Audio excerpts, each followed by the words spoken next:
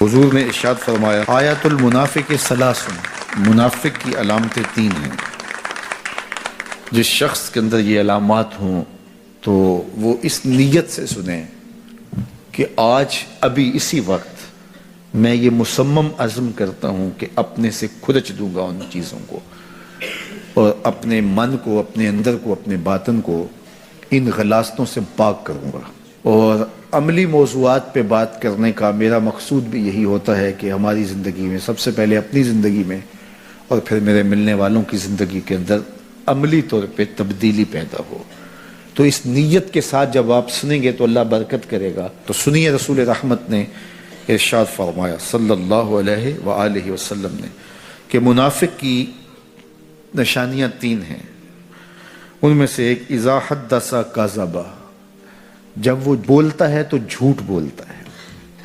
یہ منافق کی علامتوں میں سے ایک علامت ہے کہ اس کی زبان جھوٹ کی عادی ہوتی ہے۔ زندگی میں جھوٹ سے اپنے آپ کو بچائیں، یہ زہر قاتل ہے، اندر اجاڑ دیتا ہے، آپ کا معاشرے سے اعتبار ختم کر دیتا ہے اور آپ کی رسوائی کا سبب ہے۔ دوسرا ارشاد فرمایا وَإِذَا وَعَدَ أَخْلَفَ، جب وہ وعدہ کرتا ہے تو وعدہ خلافی کرتا ہے۔ یہ منافق کی علامت ہے کہ وہ وعدہ پورا نہیں کرتا۔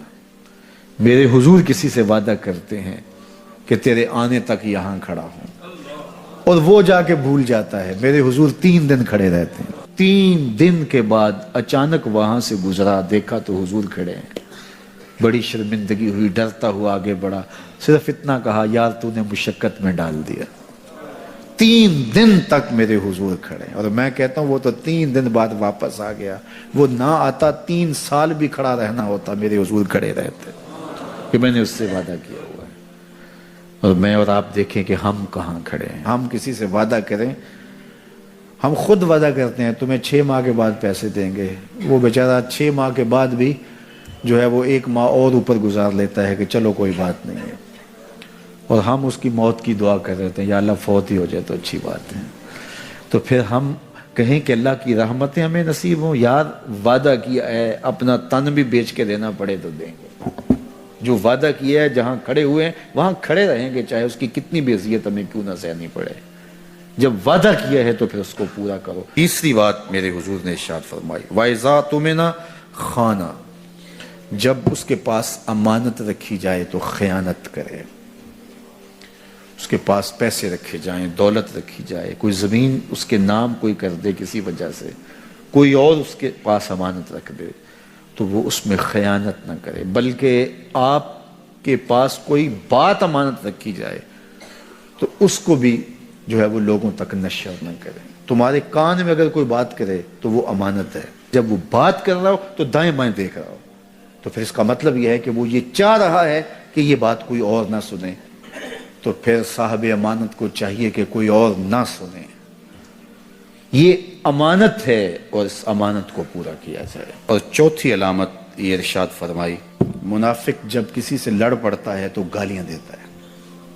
ہمارے دین نے ہمیں گالی دینے سے روکا ہے۔ اپنی زبان کی پاکیزگی اور اپنی زبان کی طہارت کا سامان کیجئے۔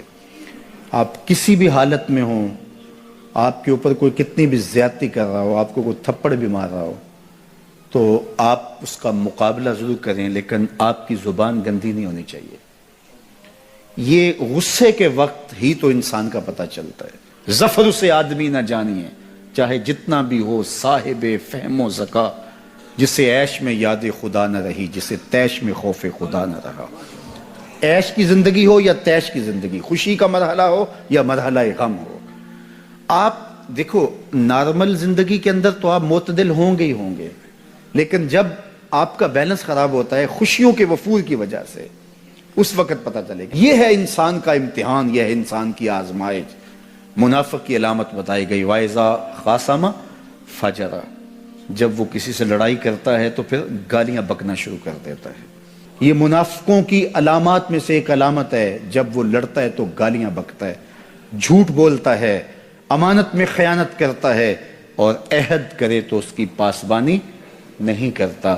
اللہ ہمیں عہد کی پاسبانی کی توفیق دے۔